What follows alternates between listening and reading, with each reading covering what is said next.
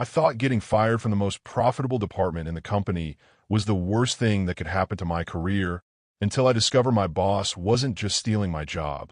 She was stealing millions of dollars and framing me to cover it up.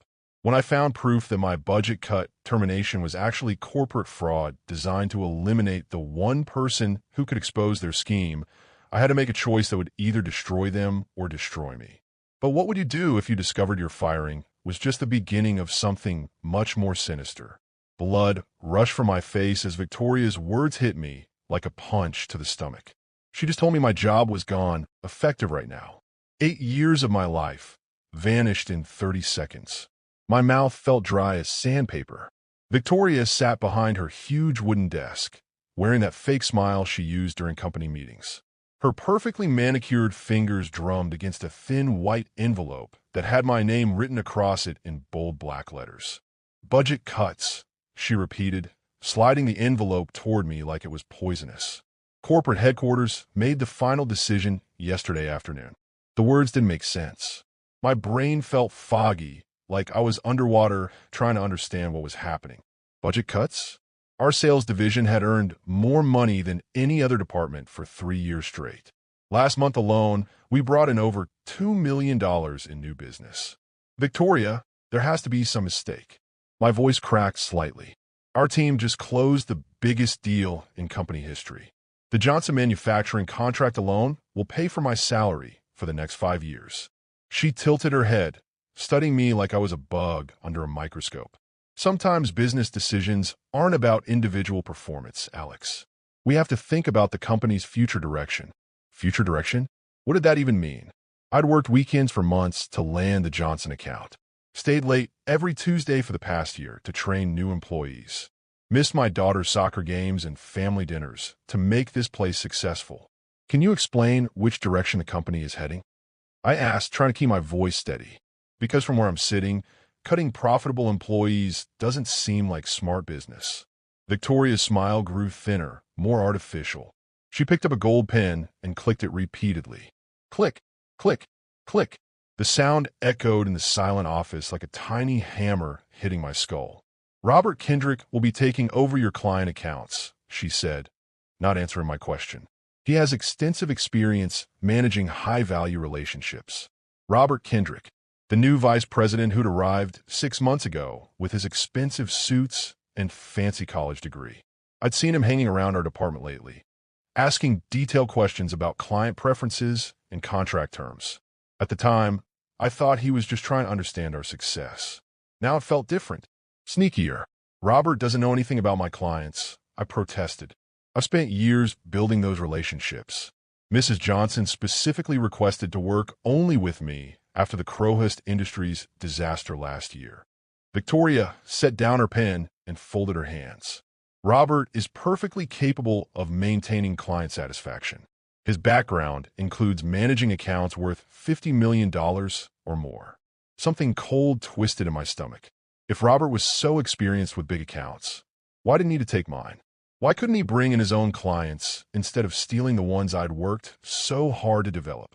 What about my team? I asked. Emily and Patrick have been with the company for years.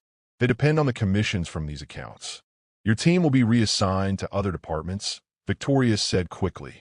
Too quickly, like she'd rehearsed the answer beforehand. Everyone will land on their feet. The way she avoided eye contact told me everything I needed to know. This wasn't really about budget cuts.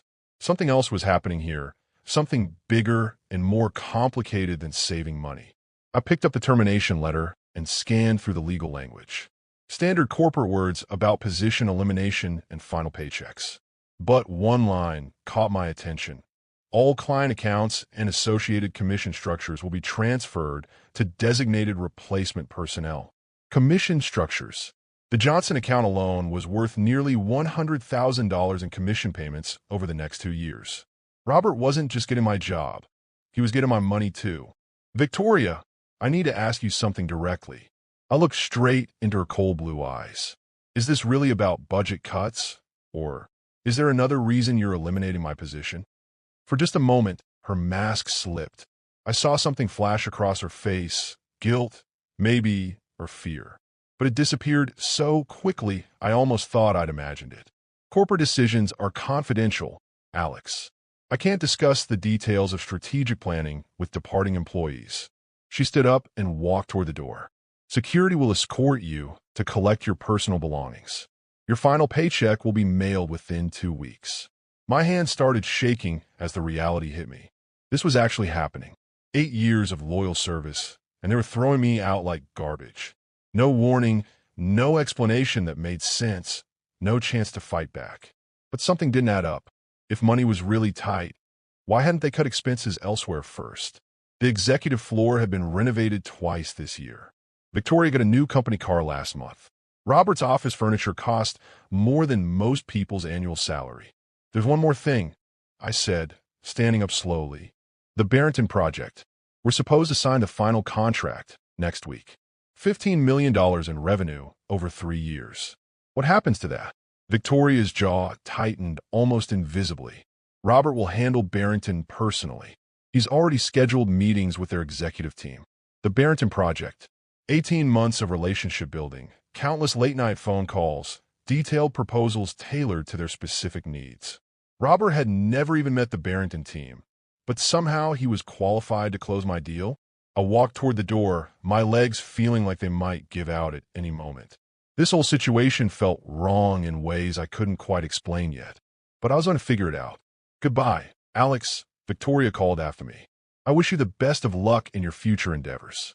I turned back one last time and saw her watching me with those calculating eyes.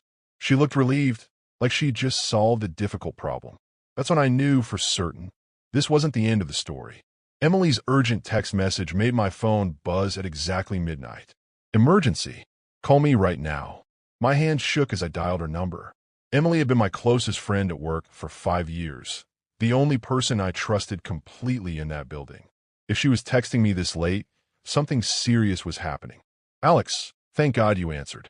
Her voice sounded scared, almost whispering. I'm in my car outside your apartment building. We need to talk, but not over the phone. Can you come downstairs? My heart started racing. Emily never acted this paranoid, even during the worst office drama.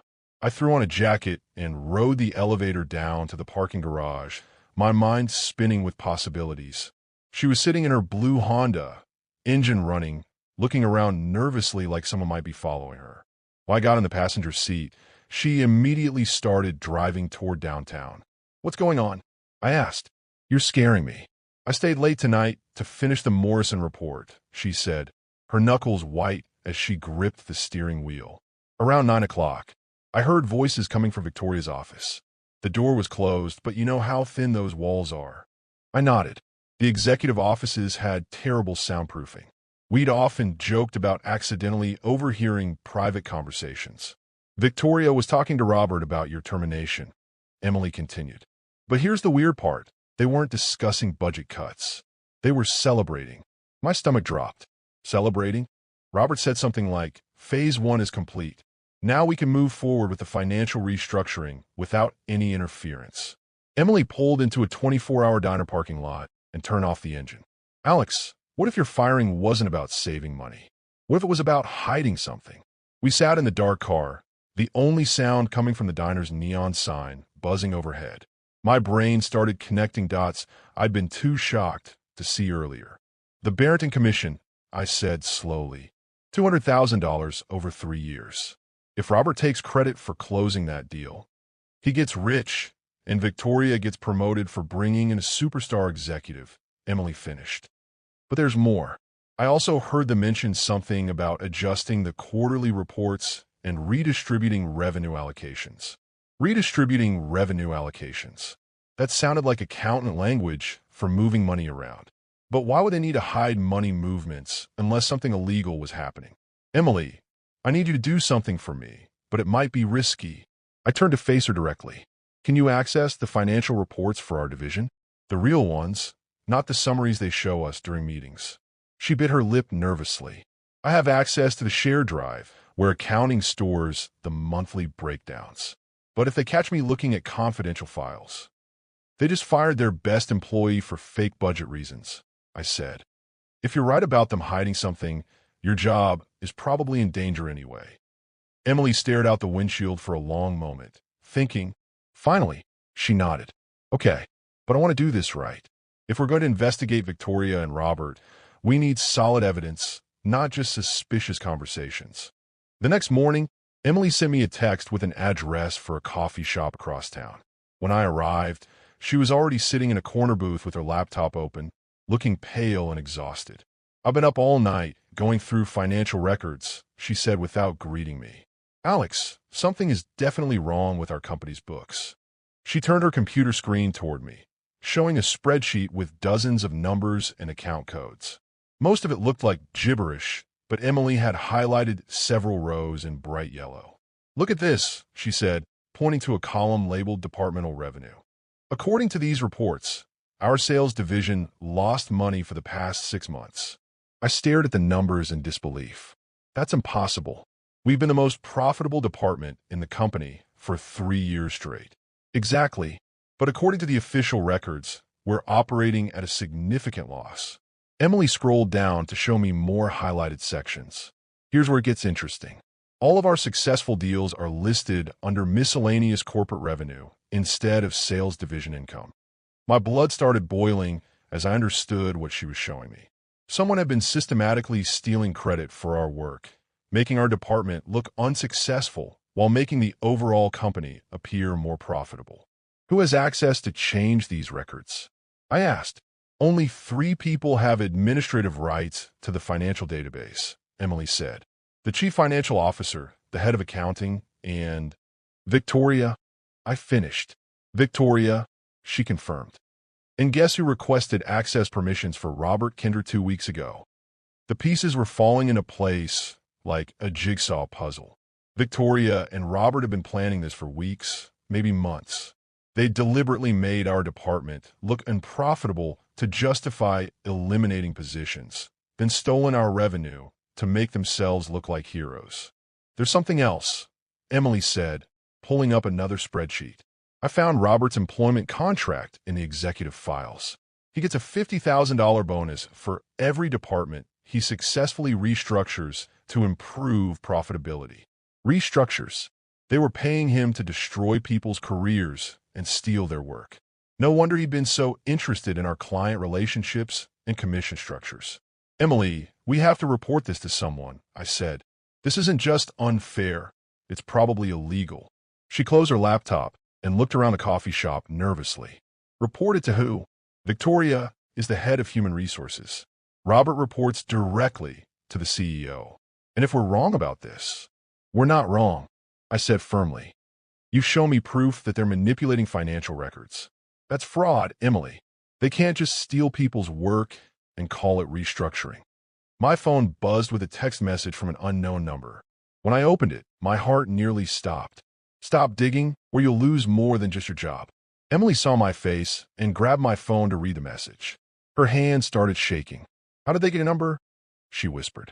How do they know we're investigating? I looked around the coffee shop, suddenly feeling like everyone was watching us.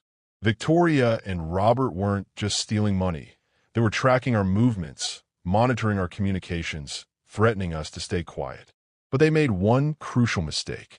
They'd underestimated how far I was willing to go to protect my career, my reputation, and my colleagues.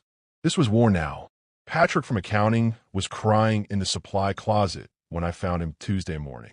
Real tears, not the fake kind people use to get sympathy at work. They're coming for me next, he whispered, wiping his nose with a tissue. Victoria called me into her office yesterday and started asking weird questions about the monthly reports I prepare. My heart sank. Emily had been right about them eliminating anyone who might know too much about the real financial numbers. Patrick handled all the revenue calculations for our department, which meant he'd definitely noticed the missing money. What kind of questions? I asked, closing the closet door behind us. She wanted to know if I'd shared any financial information with other employees recently. Patrick's voice shook. Then she asked if I thought our department was truly profitable or if I might have made calculation errors. Calculation errors. Victoria was setting him up to take the blame for the missing revenue. If she could convince people that Patrick had been making mistakes in his reports, she could explain away the financial irregularities without admitting to fraud. Patrick, I need to tell you something important, I said. Emily and I have been investigating the financial records, and we found proof that someone has been stealing money from our department." His eyes went wide. "Stealing money? You mean like embezzlement?" "Exactly like embezzlement. Victoria and Robert have been moving our successful deals into other budget categories to make our department look unprofitable." I pulled out my phone and showed him the screenshots Emily had taken. "Look at these numbers. Do they match what you calculated in your original reports?" Patrick studied the images carefully, his face growing pale. "These are completely wrong. The Johnson manufacturing deal alone should show as $2.3 million in department revenue, but here it's listed as zero. Where would you normally store backup copies of your original calculations?" I asked.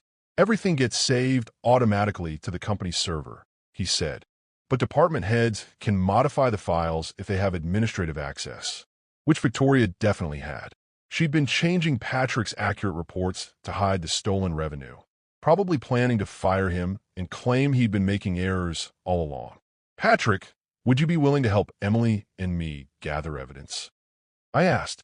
"We're trying to build a case to expose what Victoria and Robert are doing." He hesitated for a moment, clearly scared about risking his job. But then his expression hardened with determination. "They're going to fire me anyway," he said.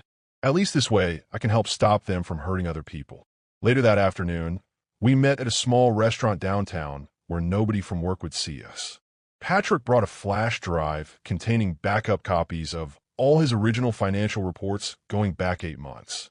"I always keep personal copies on an external drive," he explained. "Company policy says we're supposed to, in case the servers crash." Company policy. That gave me an idea. "Emily, do you still have access to the employee handbook database?" I asked. "Yes, why?" "I want to check something about document retention policies and financial reporting requirements." She pulled up the handbook on her laptop and navigated to the section about record keeping. What I found there made my pulse quicken. "Listen to this," I said, reading from the screen. "All financial records must be maintained in their original form for a minimum of 7 years. Any modifications to official reports must be documented with supervisor approval and maintained in a separate audit trail file." Patrick's eyes lit up. "That means if Victoria changed my reports, there should be a record of when and why she made those changes. And if there's no audit trail," Emily added, "then she broke company policy, which is grounds for immediate termination." We spent the next 2 hours comparing Patrick's original reports with the modified versions Emily had downloaded from the company server. The pattern was clear and damning. Every successful deal from our department had been systematically moved to other budget categories, while our failures remained properly attributed to us. "This is fraud," Patrick said quietly. "They've been stealing millions of dollars and making it look like we're the worst department in the company. But we needed more than just financial evidence. We needed proof that Victoria and Robert were working together intentionally, not just making innocent mistakes." "I have an idea," I said, "but it's risky, and it involves recording a conversation without permission." Emily and Patrick looked at each other nervously. "What kind of conversation?" Emily asked.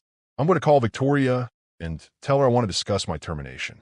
I'll claim I'm confused about the budget cuts and ask her to explain exactly why my position was eliminated." I pulled out a small digital recorder I'd bought that morning. If she contradicts what's in the official documentation, or if she admits to anything suspicious, we'll have her own words as evidence. "What if she doesn't say anything incriminating?" Patrick asked. "Then we try a different approach," I said. "But Victoria has always been arrogant about her power at the company. If I play dumb and act defeated, she might reveal more than she intends to." That evening, I sat in my apartment with the recorder running and dialed Victoria's direct office line. She answered after 3 rings, sounding irritated. "Alex, why are you calling me? Your employment has been terminated." "I know, Victoria, and I'm not trying to get my job back," I said, making my voice sound sad and confused. "I'm just having trouble understanding the budget situation. Our department made so much money this year. How could there not be enough funds to keep me employed?" There was a long pause. When Victoria spoke again, her tone had shifted to something almost condescending. "Alex, you don't understand how corporate finance works," she said. "Sometimes profitable departments still need to be restructured for strategic reasons." "Strategic reasons?" We're moving toward a more centralized management structure, she continued. Robert has the expertise to handle high-value clients more efficiently than individual account managers. Efficiently. She meant more profitably for Robert. But what about all the relationships I built with those clients? I pressed. Won't they be upset about working with someone new? Victoria laughed, actually laughed. Clients care about results, not relationships. Robert can deliver better outcomes because he understands the bigger picture. The bigger picture of stealing my commissions, I thought. I guess I'm just worried about my team, I said. Emily and Patrick have families to support. Don't worry about Emily and Patrick, Victoria said, her voice turning cold. Their situations will be resolved very soon. The way she said resolve made my skin crawl. She was planning to fire them too. I ended the call and immediately sent copies of the recording to both Emily and Patrick. We now had Victoria's own voice confirming that my termination wasn't really about budget cuts and threatening my colleagues' jobs. But we still needed to catch Robert in the act. Robert was stealing my parking space when I arrived at the office building Thursday morning. My old parking space, the one I've been assigned for 3 years. He climbed out of his shiny black Mercedes and straightened his tie, completely ignoring me as I parked in the visitor section. The arrogance in his posture made my blood boil, but I forced myself to stay calm. Today was about gathering evidence, not starting fights. I waited in the lobby until Robert entered the elevator, then quickly followed him inside. We rode up in silence until he finally noticed me staring at him. "Alex, what are you doing here?" he asked, his voice sharp with suspicion. "Your employment was terminated." "I came to collect some personal files from my computer," I lied smoothly. Victoria said I could have 15 minutes to gather my things. Robert's eyes narrowed. He knew something was wrong, but he couldn't quite figure out what. The elevator dinged at the 4th floor, and we both stepped out. "Make it quick," he said. "Security will escort you out if you take too long." Perfect. His threat gave me the opening I needed. I walked to my old office, which Robert had already claimed as his own. My desk was gone, replaced with expensive furniture that probably cost more than most people's cars. But the computer was still there, and more importantly, so was Robert. "Actually, I'm glad you're here," I said, pulling out my phone and pretending to check messages. "I wanted to ask you about the Barrington project." Robert sat down behind his new desk and leaned back in the leather chair. "What about it?" "Well, I spent 18 months building that relationship," I said, keeping my voice casual. "Mrs. Barrington specifically requested to work only with me after the problems they had with Crowhurst Industries. Are you sure you can handle their account?" His smug smile made me want to punch him. "Alex, I've managed accounts worth 50 times more than Barrington.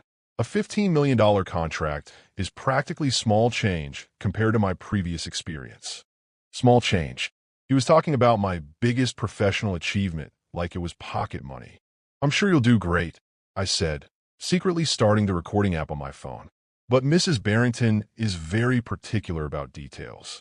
She likes weekly progress reports and personalized service." "I don't do weekly reports," Robert said dismissively.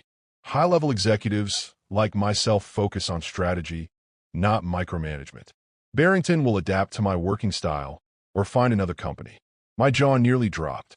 He was planning to completely ignore everything I'd learned about Barrington's preferences. Mrs. Barrington valued personal attention above everything else. That's why she'd chosen our company over cheaper competitors. "What if they don't adapt?" I asked. "What if they want to cancel the contract?" Robert shrugged. "Then we'll sue them for breach of contract and keep the deposit money. Either way, the company profits." Sue them. He was actually planning to destroy the relationship I'd spent years building, then steal their deposit money through legal threats. This wasn't just incompetence, it was sabotage. "That seems risky," I said carefully. "Wouldn't it be better to maintain the relationship and earn the full commission over 3 years?" "Commission?" Robert laughed coldly. "Alex, you really don't understand corporate strategy. The commission structure is being revised to reflect current market realities." Current market realities. That was corporate speak for, "We're stealing your money." "What kind of revisions?" I pressed. "All high-value accounts will now pay commission directly to executive management," he said, enjoying every word. "Individual employees don't have the expertise to handle complex financial arrangements." There it was. Recorded proof that Robert was deliberately stealing commissions from the sales team. But I needed him to admit that this was planned before my termination. When did corporate approve these commission changes? I asked. Robert checked his expensive watch, clearly getting bored with the conversation. The new structure was finalized last week, right after we eliminated redundant positions. Last week, after my termination, not before, which meant they'd fired me specifically to steal my commission, then changed the rules to make it look legal. Redundant positions, I repeated. You mean my job was redundant? Your position became unnecessary once we realized that executive-level management could handle client relationships more efficiently, Robert said. Why pay an account manager's salary and commission when a VP can do the same work and keep all the revenue for the company? He just admitted that my firing was about money, not budget cuts. And he'd confirmed that they were keeping my commission payments instead of passing them down to the sales team. My phone buzzed with a text message. Emily was warning me that Victoria was heading toward my old office. I needed to wrap this up quickly. One last question, I said.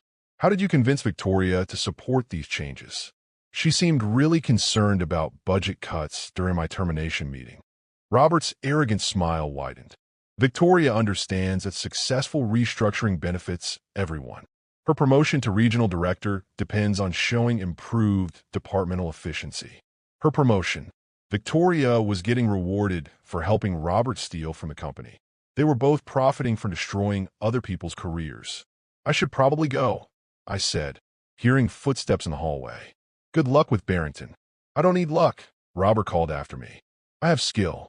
I rushed toward the elevator, my heart pounding with excitement and fear. The recording contained everything we needed.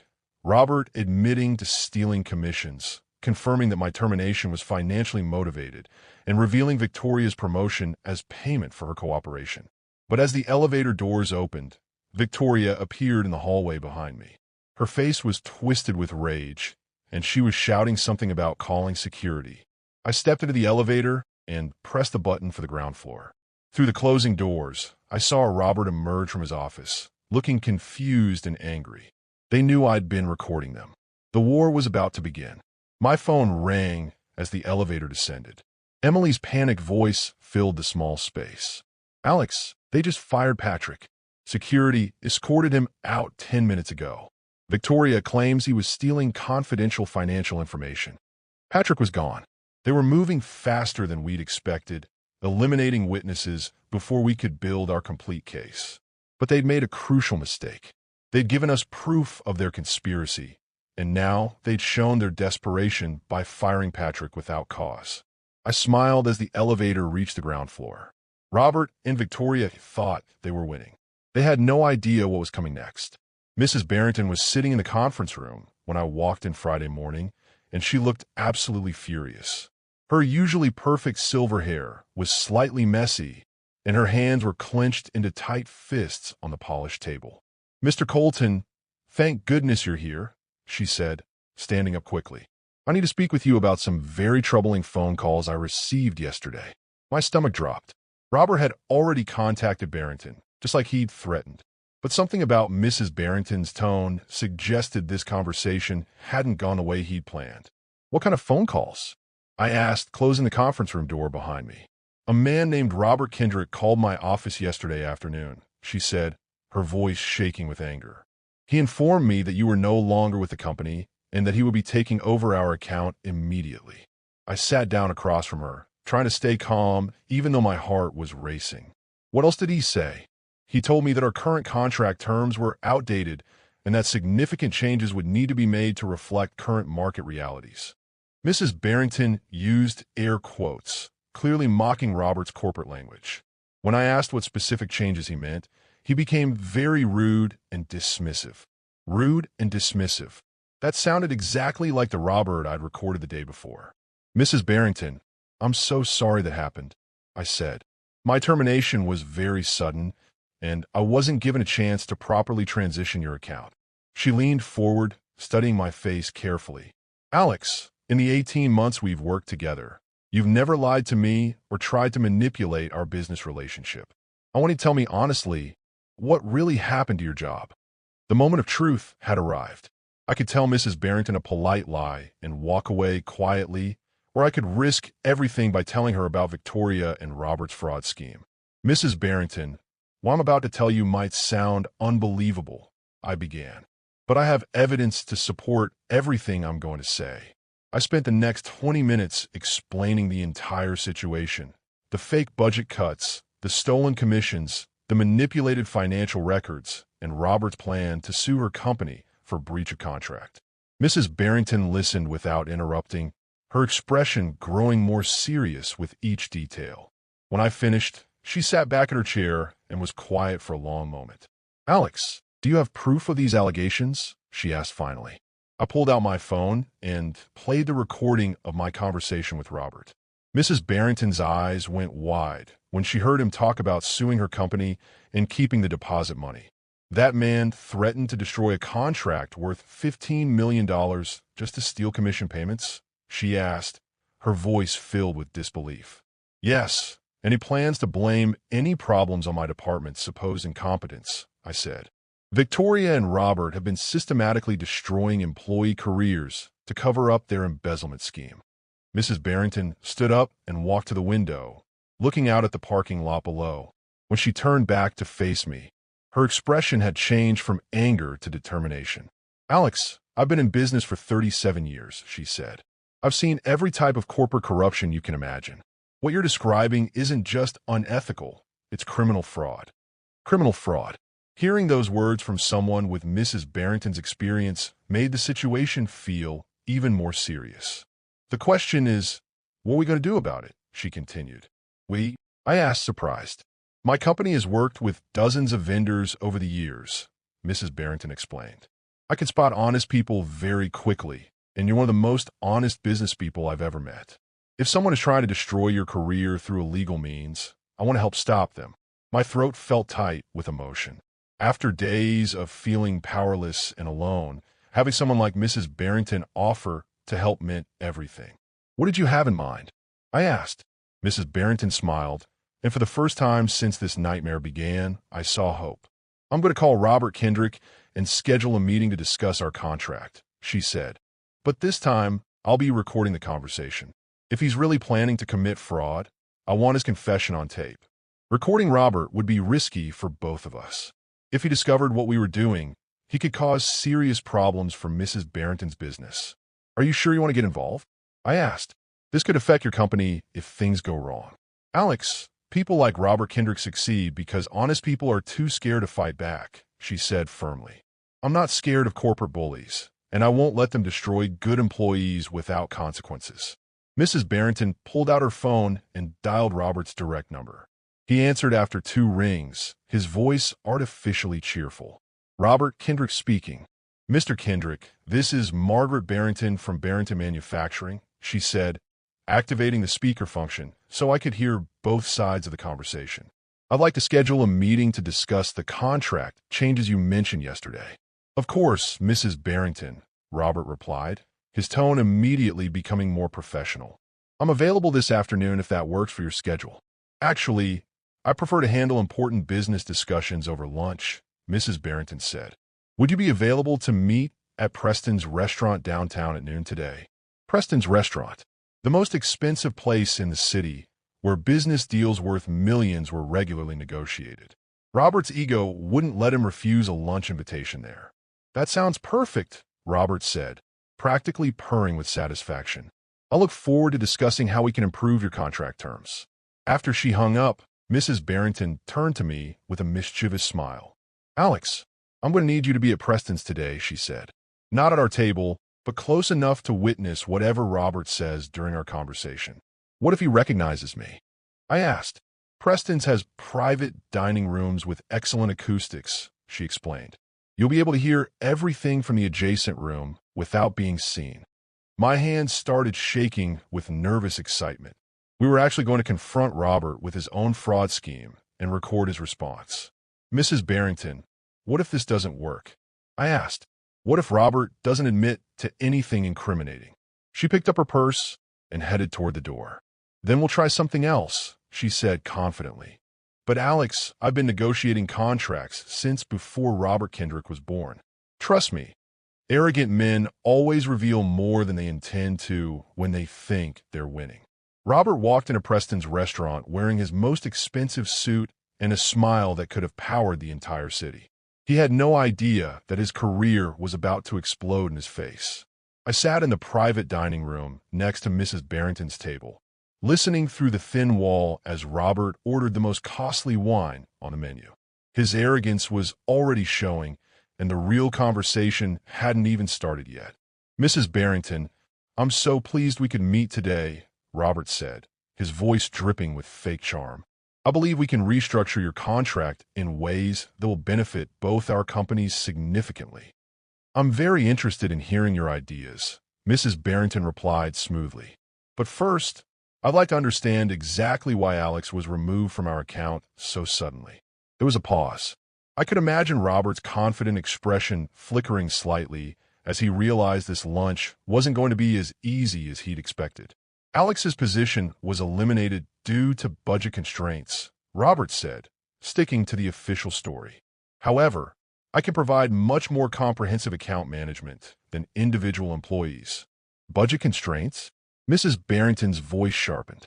"That's interesting because Alex told me that his department was the most profitable in your entire company." Another pause, longer this time. Robert was realizing that Mrs. Barrington knew more than she was supposed to.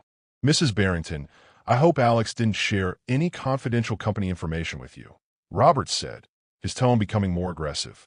"Former employees sometimes make exaggerated claims about their importance to justify their termination." "Wrong move, Robert. Insulting me in front of Mrs. Barrington was like poking a sleeping tiger with a sharp stick."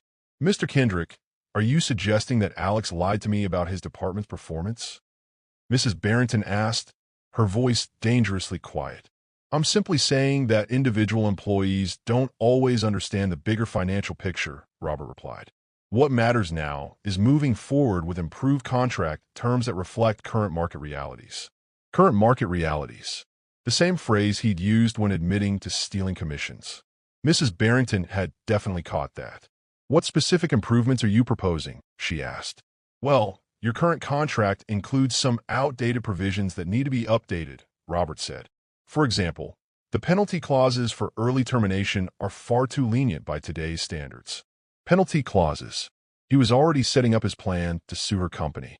"Mr. Kendrick, our current contract doesn't have any penalty clauses," Mrs. Barrington said calmly. "Alex specifically negotiated those out because my company prefers flexible agreements." I smiled in the next room.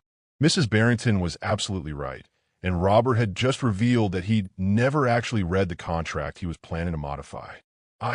Well, I'll need to review the documentation more carefully," Robert stammered. "Perhaps you should have done that before requesting this meeting," Mrs. Barrington said coldly. "Mr. Kendrick, I'm going to ask you a direct question, and I want an honest answer. Are you planning to change our contract terms specifically to generate more revenue for your company?"